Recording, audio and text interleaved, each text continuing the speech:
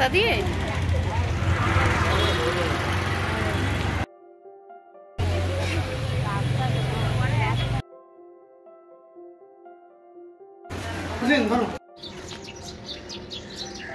Hello বন্ধুরা, সকলে কেমন আছো?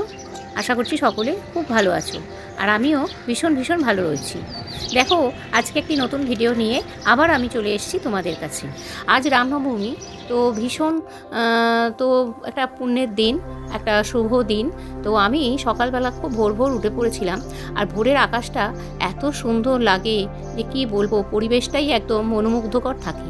আর দেখো, আমাদের গাছে খুব ফুল ফুটেছে, তো সেই ফুল তুলতেই চলে গেছিলাম ভোর ভোর ছাদে। তো সেখান থেকে কিছু ফুল তুলে নিয়ে, ফুলগুলো আজকে বেশ ভালোই হয়েছে, অনেকটাই ফুল হয়েছে, এক ঝুড়ি ফুল হয়েছে।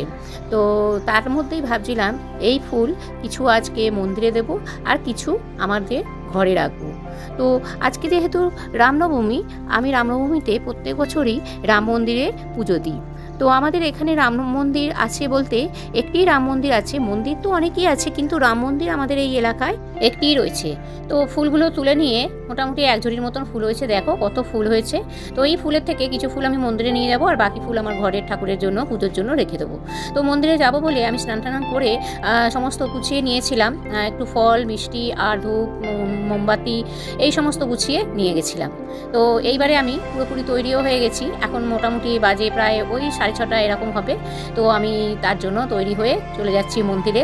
যদিও এখন অনেকটাই সকাল, কিছু দোকান খুলবে না বলে আগের দিনকেই সব করে রেখেছি, আর সব এই ব্যাগের মধ্যেই আমি নিয়ে নিয়েছি। শুধু মালাটা কিনবো, ফুলমালাটা কিনবো, কিনে একটু মন্দিরে তারপরে চলে যাব। তো গাছের থেকে যে ফুল আমি পেরেছি সেই ফুলের কিছু অংশ তো আমি নিয়েই নিয়েছি।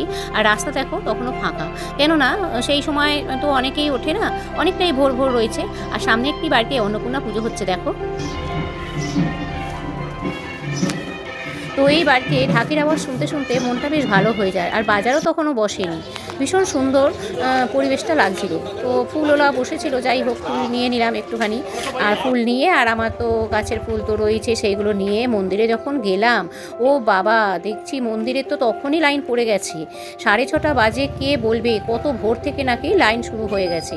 আর মন্দিরটা তখনও সাজায়নি ভালো করে, তো মন্দির সাজানোর জন্য বেলুন টেলুন দিয়ে সাজানোর জন্য লোক এসছে, লোক তার কাজ করছে। আর সাইড দিয়ে অনেকেই মন্দিরে তখন পুজো প্রায় হয়ে গেছে। আমি তো ভাবছি যে মানে এ লাইন কখন সরবে আর কখন আমি পুজো দেবো। যাই হোক, লাইনে বেশিক্ষণ দাঁড়াতে হয়নি, আর যেহেতু সকালবেলা সেই জন্য পরিবেশটাও খুব মনোদায়ক, যার ফলে অতটাও রোদ ওঠেনি। একটু পরে যখন রোদ উঠবে তখন তো মানে আর বলার কিছু কথা রাখে না। যাই হোক, লাইনটা সরছিল, অনেকেই মন্দিরের ভেতরে ঢুকে গেছে, আর আমরা তখনও একটু বাইরে ছিলাম।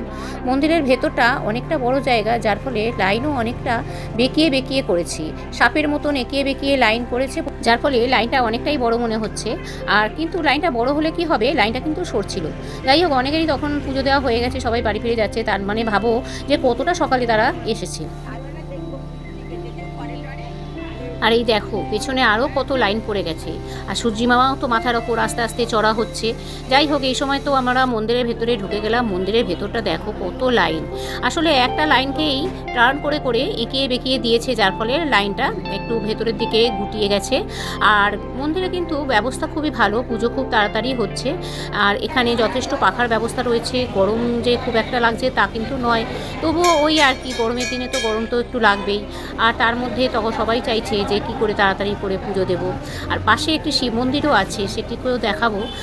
যেহেতু সবাই এখানে আসে, আর মন্দিরটিও কি সুন্দর করে সাজিয়েছে, রামের ছোট ছোট কার্টুন পিকচার দিয়ে মন্দিরটি সুন্দর করে বেলুন দিয়ে সাজিয়েছে। আর মন্দিরের এই প্রান্তে একটি ওই তুলসী মঞ্চ রয়েছে, সেখানে সকলে ধূপবাতি জ্বালাচ্ছে, কেননা সমস্ত মন্দিরেই তো এখন ভেতরে ধূপবাতি জ্বালানো নিষেধ করে দিয়েছে, যার ফলে এইভাবে ব্যবস্থা করেছে। কি সুন্দর রামের ছোট ছোট কার্টুন পিকচার দিয়ে মন্দিরটাকে সাজিয়েছে।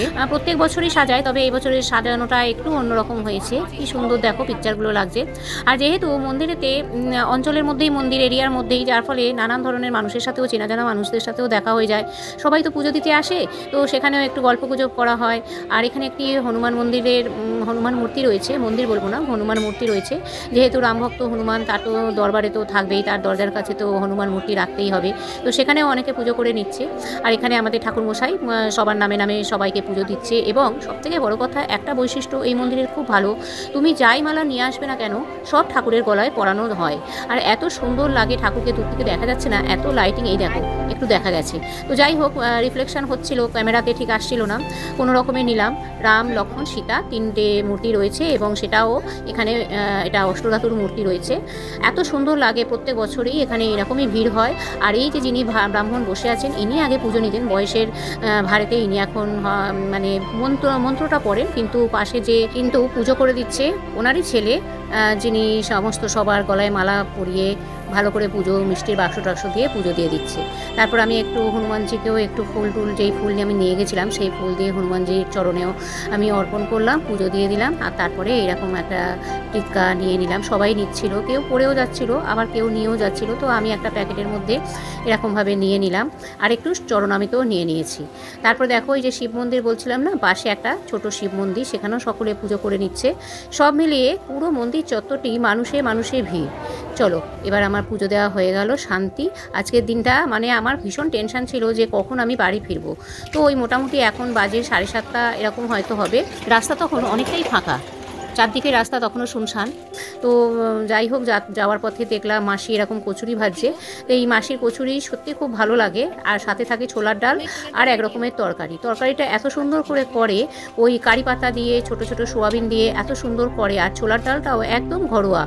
তো বাড়িতে গিয়ে তো কিছু খেতে হবে, আর সারাদিন তো আজকে ভাত টাত কিছুই খেতে পারবো না, সেই জন্যই এরকম কচুরি নিয়ে বাড়ি ফেরার পথে গেলাম মায়ের কাছে, আমার মায়ের কাছে, কারণ মাও পুজো দিয়েছিল।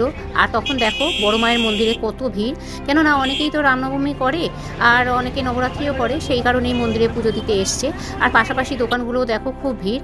তো মায়ের কাছে প্রসাদ দিয়ে আসার পথে একটু ফুলমালা আমিও নিয়ে এসেছিলাম, সেটার আর ভিডিও করা হয়নি, কেননা যেহেতু আমার ঘরে মাতাজি রয়েছে, তো সেই জন্য আমি একটুখানি জবার মালা, ফুল আর মালা আরও কিছু নিয়ে এলাম।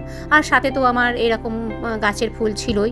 তো সব মিলিয়ে আজকের পুজোটাও তাহলে করে নিই। চলো, পুজো টুজো করার পরে তারপরে হবে রান্না। তো তার আগে ভালো করে পুজোটা না করলে না সকালবেলা যেন শান্তি পাই না। যখন সময় আছে তখন একটু ভালো করে পুজোটা করে নিলাম। আর আমার ঘরেতেও এরকম নয় করে অনেক ঠাকুর রয়ে গেছে, তো সেই সব ঠাকুরের সেবা দিতে বেশ অনেকটা সময় লাগে। প্রত্যেক দিন হয়তো পেরে উঠি না, কিন্তু যেদিন কোনো বিশেষ দিন থাকে সেদিন আমি এরম ধরনের সুন্দর করে ঠাকুরকে সাজাই।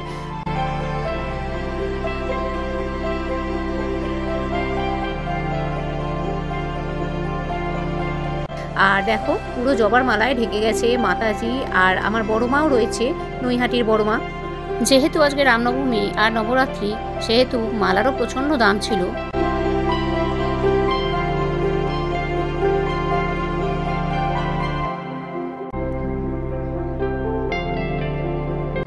আর আমার জগন্নাথ দেব মহাপ্রভু, ইনি তো আছেন, এ তো তোমরা এর আগের ভিডিওগুলোতে দেখেইছো।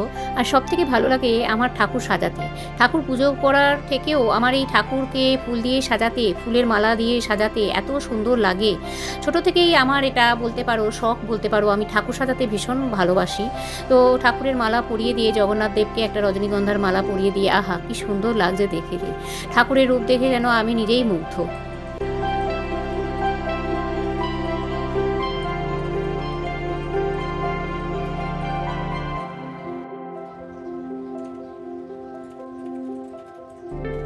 সব ঠাকুরকে একে একে মালা পরাতে বেশ কিন্তু অনেকটাই সময় যায়।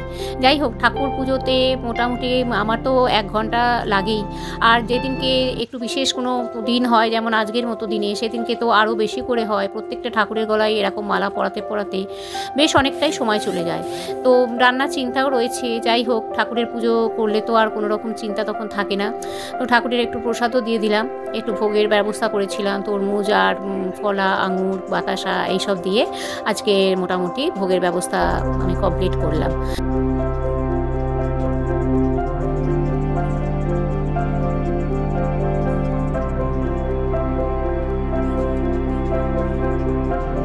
জায়গাটা আমার বড়ই ছোট হয়ে গেছে, যার ফলে একটুখানি সরিয়ে নড়িয়ে কাজ করতে হয়। জানি বড় জায়গা হবে, ঠাকুর দিন দিলে সবই হবে। আর ঠাকুরের পুজো করে মোটামুটি মনের বাসনা যা যা ছিল সব জানিয়ে তারপর চলে যাব রান্নাতে।